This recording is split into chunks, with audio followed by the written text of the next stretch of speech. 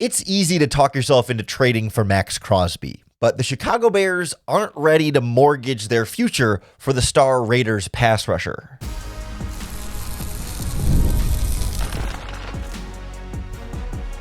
You are Locked On Bears, your daily Chicago Bears podcast.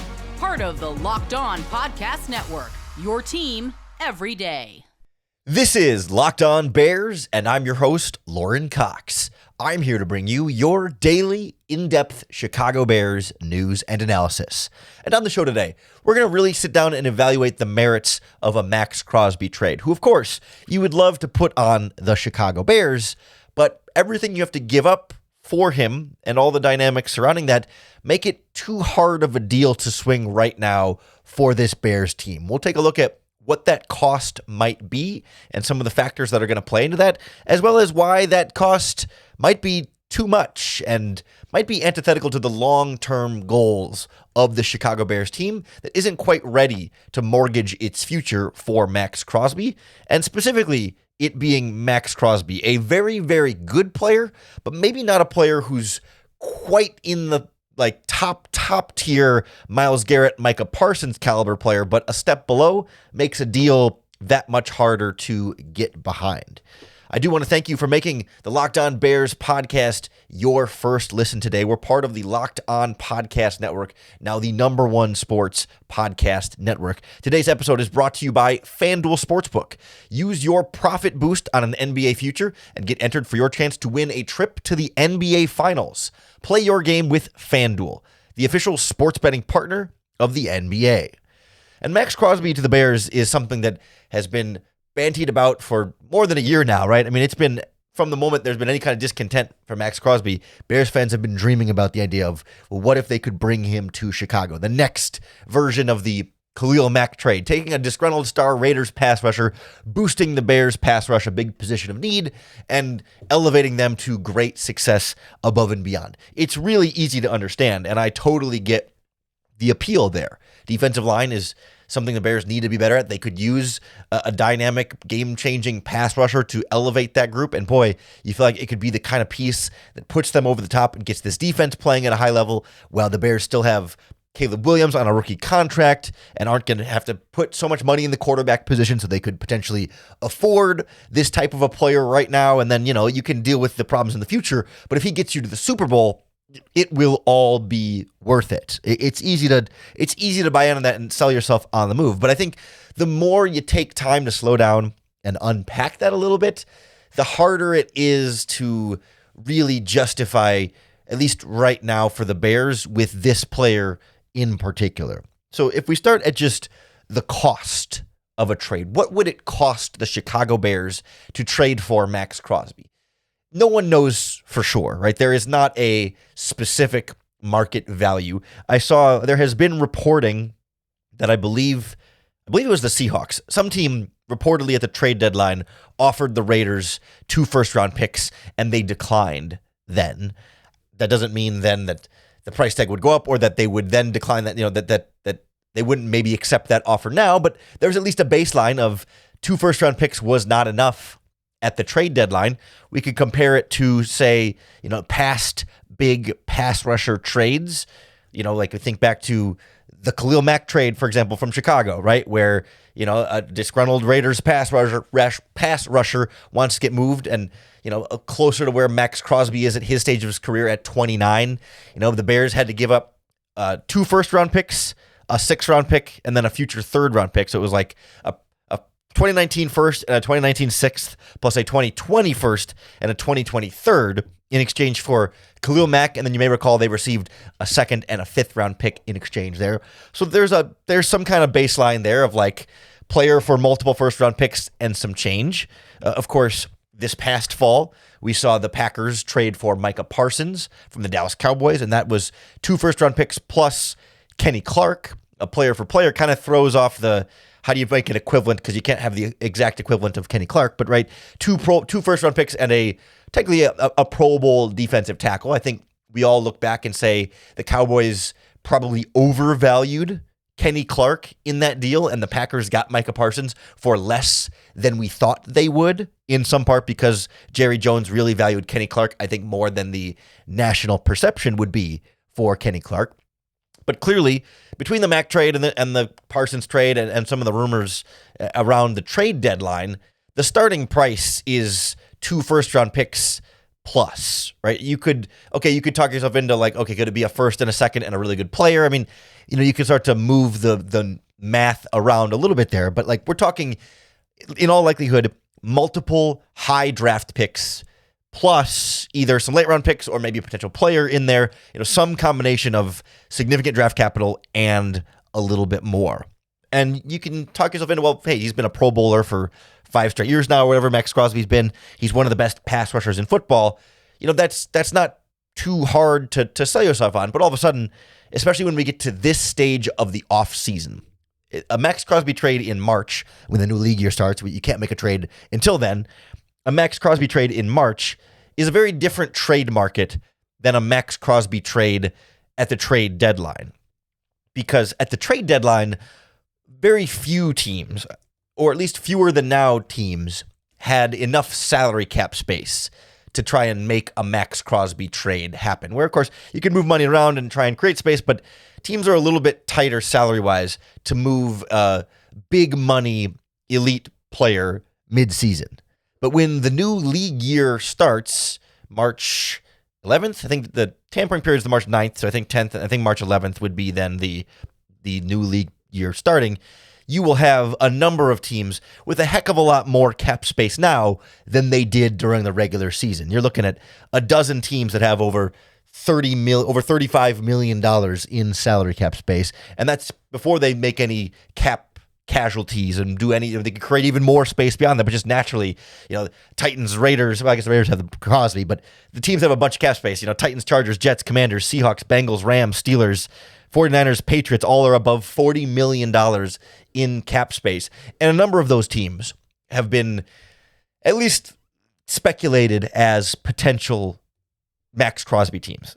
And all of a sudden, if you have 2, 4, 6 teams all interested in trading for Maxx Crosby, that price goes up and up because, well, I want to be the team that gets Maxx Crosby, so I'll offer a little bit more than they do. Like, I look around the NFL, and if you do a quick Google search, Maxx Crosby trade destinations, and glance at a couple articles, I saw 9 different teams, not including the Chicago Bears, that have been at least speculated as a Maxx Crosby team. I've seen, and I don't know if I 100% agree with all of these, but like the list I saw included Lions, Cowboys, Buccaneers, Jaguars, Eagles, Patriots, Bills, Seahawks, 49ers, like all contending teams that might feel like, oh man, if they could just add Maxx Crosby, then they're going to the Super Bowl, much like I think Bears fans put themselves in that category. And I think right away the Lions, like with Aiden Hutchinson, are they going to trade for Maxx Crosby? Probably not. And like the Cowboys just traded away Micah Parsons. Are they going to turn around and go get Crosby? I guess you can't put anything past Jerry Jones. And like the Eagles with Howie Roseman, they don't tend to be the like make a big trade, splash, kind of all-in move type of team. But like a lot of those teams we mentioned have either free agents who are about to be, or pass rushers who are about to become free agents and move on, or have had deficiencies in those positions anyway, or happen to have some cap space to want to make that all-in move. Like the Super Bowl champion Seahawks have $63 million in cap space that they were already the Super Bowl champions with a great defense. They could add Maxx Crosby to that. So all of a sudden, your 2 first-round picks offer from the Bears, well, then another team is going to offer a little bit more. And then all of a sudden, is it 2 first-round picks plus DJ Moore? Is it 2 first-round picks and a second-round pick in the future? Whatever, the bidding war starts to go up and up and up, and all of a sudden it's like, that's a lot to give up. But maybe it's worth it for a player like Maxx Crosby. Maybe it's worth it for that kind of guy to be the difference maker for your team. I'm just not sure it's worth it for the Bears. Both where the Bears are right now in the team building a contender process, and also where Maxx Crosby is at this stage of his career. So we'll take a look at why, for Chicago, maybe now is not yet the time to fully mortgage your future on a player like this, and how the costs you can come to bear a little bit later on may prove to be too costly for Chicago. Next on Locked On Bears. This episode of Locked On Bears is brought to you by Zocdoc. Finding a doctor you actually like can feel like trying to find a diamond in the rough. Sure, you want someone who's in-network, nearby, and has availability, but you also want a doctor who listens and makes you feel comfortable and explains things clearly. Well, that kind of doctor exists, and finding them is easy with Zocdoc. Zocdoc is a free app and website that helps you find and book high-quality in-network doctors so you can find someone you love without all the hassle. We're talking about booking in-network appointments with more than 150,000 providers across all 50 states, covering 200 specialties, from primary care and dentistry to dermatology and eye care. And whether you want to do it in person or do a video visit, ZocDoc makes it easy either way. So stop putting off those doctor's appointments and go to ZocDoc.com/LockedOnNFL to find and instantly book a doctor you love today. That's ZocDoc.com/LockedOnNFL. ZocDoc.com/LockedOnNFL. Thanks to ZocDoc for sponsoring this message. The Locked On Bears podcast is also brought to you by FanDuel Sportsbook. You ever wanted to experience the NBA Finals live and in person? Well, FanDuel is giving you the chance to turn that dream into reality with their NBA sweepstakes. Here's how it works. Use your profit boost on any NBA future, and you'll automatically be entered for a shot to win an NBA Finals trip for two. That's right, tickets, flights, the whole experience. Futures are a really fun thing to bet this time of year, whether it's picking a team to win the championship or grab the conference title. It adds that extra layer of excitement to every game down the stretch. And now, not only can you pick cash, but it could also send you to the finals. So visit FanDuel.com to get started. Use your profit boost on an NBA future and get entered for your chance to win a trip to the NBA Finals. Play your game with FanDuel, the official sports betting partner of the NBA. The Chicago Bears just aren't a Maxx Crosby away from winning a Super Bowl. And at the end of the day, that's kind of what it comes down to here. If you start to mortgage your future to add an individual player, that player has to put you over the top to win that Super Bowl, or else you're not going to be able to get any closer, right? Giving up multiple high future draft picks plus more, whether it's players or other draft picks, limits your ability to keep improving your roster from that point. So this type of move has to be the one that puts you at your ceiling, to your peak. And then from there, it's all about trying to maintain as close to that peak as possible, which becomes harder as you have fewer draft picks and salary cap space to do it. And so if the Bears go after a Maxx Crosby, like, that's the last big addition. That's the last big improvement. Everything else from there becomes maintenance. And the Bears have more to improve on than just pass rush. I mean, obviously it's a need. And obviously Maxx Crosby would be a significant boost at a significant position of need. But the Bears have more fish to fry than there, and have a lot more to address this offseason and beyond. Like, you've got all four of your safeties are set to be free agents this offseason, and trying to re-sign Byard, re-sign Brisker, or some combination of them, and bring in new backups. Like, that's going to cost money. And if you're trading for Maxx Crosby, not only are you getting rid of future draft picks, but you're getting rid of salary cap space now and salary cap space down the line. And yes, okay, you can create more salary cap space. Yes, they would need to, but the problem is they would have to create salary cap space today to absorb Maxx Crosby's contract. We talked about it last week on the podcast, so we want to take a listen to Bears creating more salary cap space. But short version, currently the Bears are set to start the year over the cap. They have to clear space anyway just to get under and clear more space to re-sign their own guys. And then after that, you have to clear more space to absorb Maxx Crosby's contract. So all of those space clearing moves either make your roster worse right now by getting rid of talented players like Tremaine Edmonds, Cole Kmet, DJ Moore, whoever, or they push that salary into the future, so you'll have less cap space in the future to make your team better, right? So you could get Crosby now, push salary into the future, get rid of players, and you get to next offseason, you're not going to have much cap space to add outside free agents. You're not going to have much cap space to re-sign your young players, and you're not going to have high draft picks to add quality talent to your roster. So sure, you can re-sign your guys, you can get some cheaper players thrown in there, and you can get third and fourth round picks to be backups on your roster, but you're not going to see the types of gains that we've seen the last few years for the Bears, right? Where someone like Rome Odunze can come in as a first-round pick and look like a future number one wide receiver. Colston Loveland can come in and look like the best rookie tight end and a future star tight end in the NFL. Luther Burden can come in and look like a dynamic playmaker for your offense. Like the picks you give up are giving up Lovelands and Burdens and Odunzes, in addition to the cap space to sign players to fill in those holes. Like you won't have the first-round pick to draft Kevin Byard's replacement for the long-term future, right? There's so many different long and short-term holes that the Bears still need to fill besides just that pass rusher to really get them to the Super Bowl. We talk about some questions at left tackle with Ozzie Trapillo injured. Questions at linebacker. If you cut Tremaine Edmonds, you got to replace him.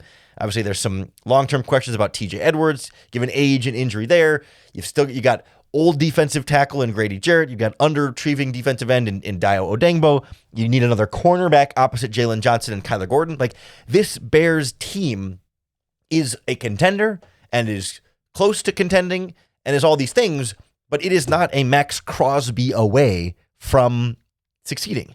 And when you look at some of the other really successful teams in the NFL right now, one of the things you see in common almost across the board is, gosh, they've really been hitting on their early draft picks. I think about the Seattle Seahawks. You look at their last 3 or 4 drafts, their first and second round picks are hit. And you look across their roster, there's first and second round picks that they drafted and are cheap, have developed, and are good talent that they've built in-house. Look at the Philadelphia Eagles. They hit on their draft picks constantly, over and over again, and they have draft picks to hit on over and over again. The last few drafts for the Patriots, they've been hitting on very well. I know they were missing some under Bill Belichick, but it's part of the way that they've been able to turn around. Like, yeah, you can point to the Rams and their GM Les Snead says, F them picks or whatever, and that's great, but when you have Sean McVay and Matthew Stafford, the math is a little different. And also it overlooks how well the Rams have drafted, even without having first-round picks. Like, yes, they find a way to get by. And by the way, haven't necessarily been in the Super Bowl besides the one big win, but they hit on Jared Verse and Braden Fiske and Blake Corum, first, second, third round picks. The year before that, they had 3 picks in the first 2 rounds. It's Steve Avila, their center, their linebacker Byron Young, and their defensive tackle Kobe Turner. They're absolutely nailing every single one of their picks. These draft picks have been the most critical thing for most of these teams around the NFL to have success and sustain success. And the moment you start getting rid of those, the harder it is to sustain the success and keep growing and building your team. We learned about, I don't want to say we learned this lesson, but we saw this firsthand in the aftermath of the Khalil Mack trade, where they went kind of all in on Mack in 2018, and then you go into the 2019 draft and you don't have any picks. You pick David Montgomery in the 3rd round, and that's all you really get out of that draft class. And you go into 2019, so that was 2019. You go into 2020 and you don't have a first round pick. And so, they get Cole Kmet and Jalen Johnson, and then really nothing else. Darnell Mooney later on in the draft class, to be fair. But, it became so much harder to keep the roster stocked with young talent. And, of course, there were coaching issues and other issues. That's not the only reason things dropped off. But it sure made life more difficult. After you gave up everything to get Khalil Mack, didn't have cap space to re-sign your top free agents, so the defense started bleeding talent. The offense started bleeding talent. Your quarterback situation wasn't great, but I'm really curious to watch how this goes with the Green Bay Packers after their Micah Parsons trade, because you're going to see it. No first round pick this year, no first round pick next year, no Kenny Clark on the defensive line. They have limited opportunities to keep improving their roster. This is, I don't want to say this is as good as they'll be, but they're not going to be able to get much better than they are right now. And they missed the play. I mean, they lost the first round of the playoffs to the Bears. Now, Micah Parsons was hurt. This is not a trash on the Packers. If Micah Parsons is healthy all season, they're a higher seed. They maybe win a playoff game, et cetera, et cetera. But the point being, this is it. This is their all-in move. This is as good as they're going to be. The draft picks and stuff now start to sort of maintain where they are from there. You fill a hole here and you have a deficiency there. You kind of just move everything around. So if the Bears were right there, and this was the last thing they needed, it would be a little bit easier to talk yourself into it. But it just feels like, man, they're going to need those draft picks, and they're going to need that salary cap space just to get the roster where it needs to be. A year from now, and I know we always say a year from now, but a year from now, maybe it's a little bit easier because you've got a more thorough foundation. You've got guys under contract, and you've got a couple years left of cheap Caleb Williams. Go make that all-in trade. But right now feels just a half step too early. Like, you want to compete for the next 15 years, not just the next 3 years, while Caleb Williams is still cheap. The other hard part about this is Crosby specifically, who is a really, really good player. And I don't want to disparage Crosby, but also I think it's important to keep in mind that Maxx Crosby is not the same level of player as Myles Garrett and Micah Parsons. Like, those types of players are a full tier above Maxx Crosby. And also Maxx Crosby is not much, but it's like 3 years older than where Micah Parsons was. So we'll take a look at why Crosby specifically might not be the best guy to go all in on, just because he isn't quite, because he's very, very, very good, but not top tier elite. Next on Locked On Bears. This episode of Locked On Bears is brought to you by TurboTax. Tax season doesn't have to take over your life. This year, TurboTax is making it easier than ever just to hand things off and move on with your day. With TurboTax Full Service, you can have your taxes done for you by a trusted local expert, start to finish, without the stress or the guesswork. So instead of spending hours trying to figure out forms, you can meet with a local TurboTax expert in person or connect online, and they'll handle everything from W-2s to self-employed forms and work to get you every deduction. It's a huge time saver and gives real peace of mind knowing an expert is handling it. For a limited time, you can have your taxes done by a local TurboTax expert for just $150 all in if a TurboTax expert didn't file for you last year. Just file by February 28th. Take taxes off of your plate and get back to your life.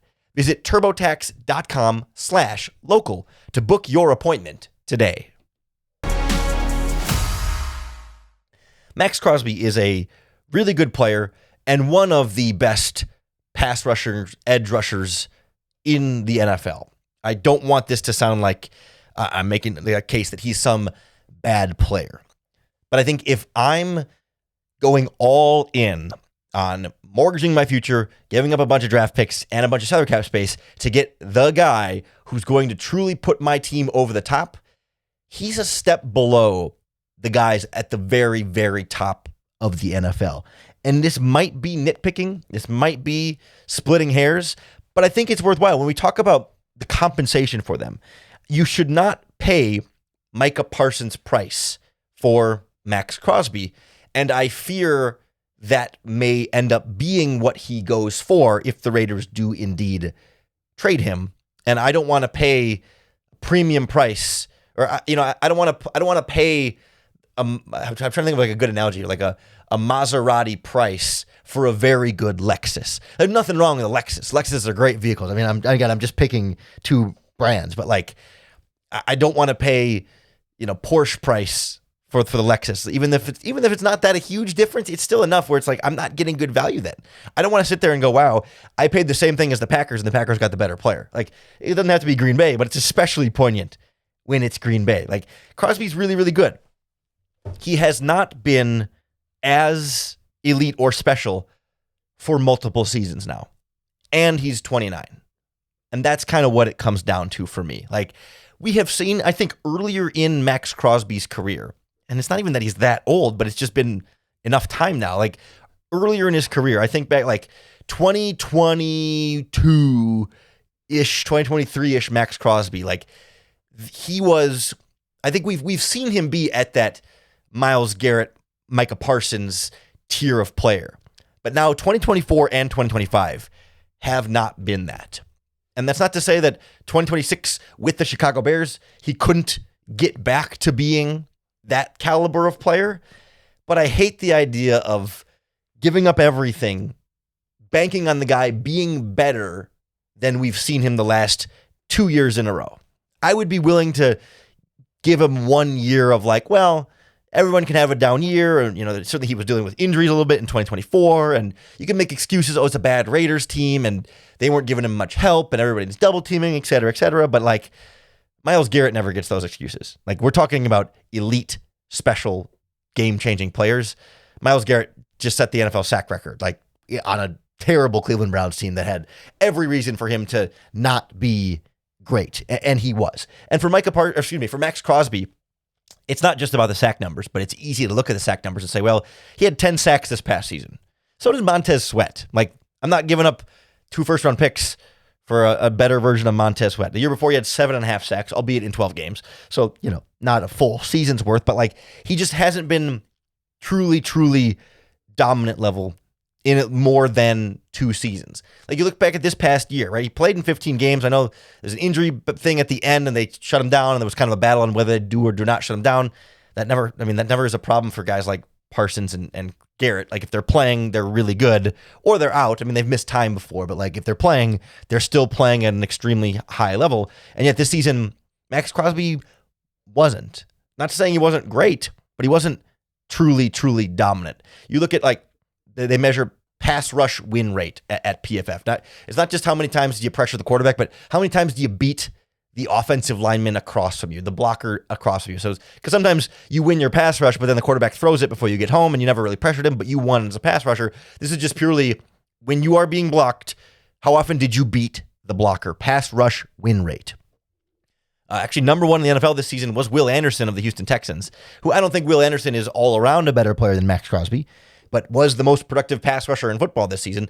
He won his pass rushes about 26% of the time. Myles Garrett was second about 25% of the time.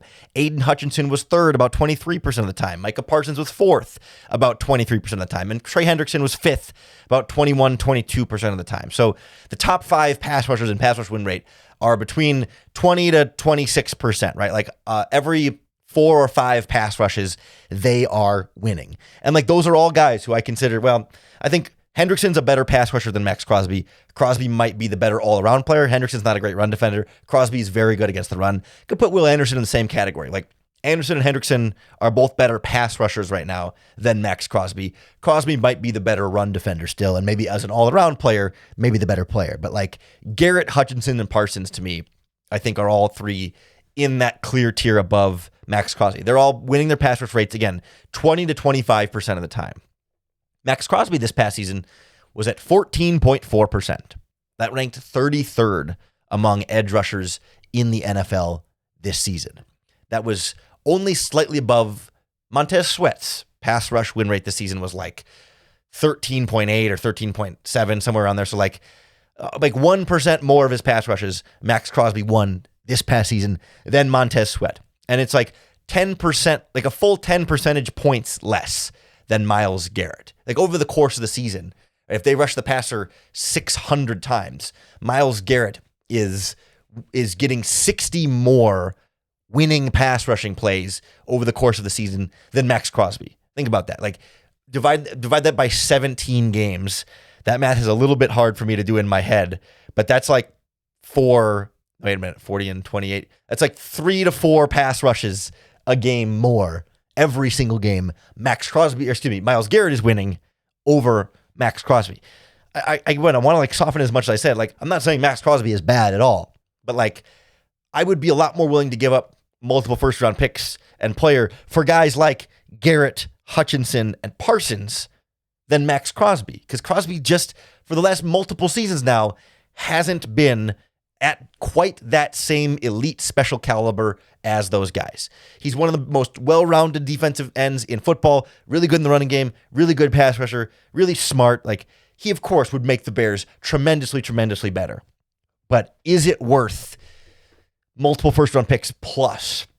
Is it worth mortgaging your future? Is it worth making it harder to get good safeties to replace your safeties? Is it worth making it harder to get another good cornerback opposite Jalen Johnson? Is it worth making it hard to get another linebacker, to get better left tackle help, to hold on to weapons like DJ Moore and Cole Kmet? Like, how much is it worth sacrificing to get a very, very good player who might not be the truly special player anymore, especially because he is 29? Like, this is not a player you're trading for to have for 10 years. You're trading for 5 reasonably, maybe decently good years of Maxx Crosby. He turns 29 in August. So but think about when the Bears traded for Khalil Mack, he was about 29, and they got 2 or 3 good years out of him. So like, that's the thing. At least with the Packers and Micah Parsons, I don't want to give them credit, but like, it's easier to sell yourself on the Micah Parsons trade because he's 26.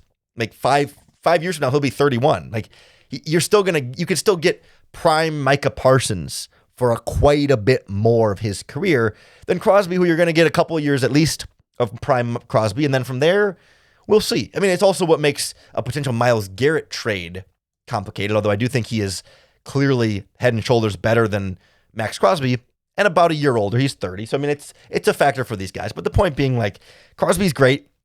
Just not sure if the cost is worth it for the Bears, the timing is worth it for the Bears, or this player specifically is worth it for the Bears. If you could get through this offseason and fill all your other holes and then trade for Maxx Crosby, we can talk.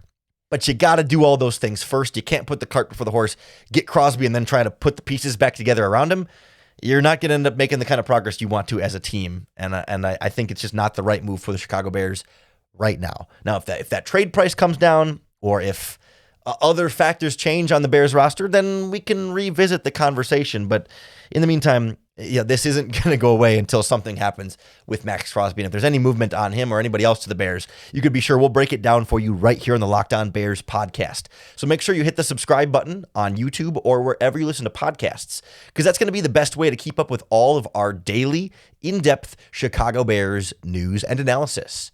Thanks for making Locked On Bears your first listen today. We're part of the Locked On Podcast Network, your team every day. We want to thank you for making Locked On Bears a part of your listening habits, whether this is your first time listening or your 10,000th time listening. Well, there's only been about 7,000 episodes. Nonetheless, we really appreciate you tuning in. Make sure you come on back tomorrow as we'll take a look at some of the other Bears' big needs moving forward here and kind of set the stage for free agency and the draft, which are right around the corner. But in the meantime, I hope that each time you tune into Locked On Bears, it gives you another opportunity to bear down.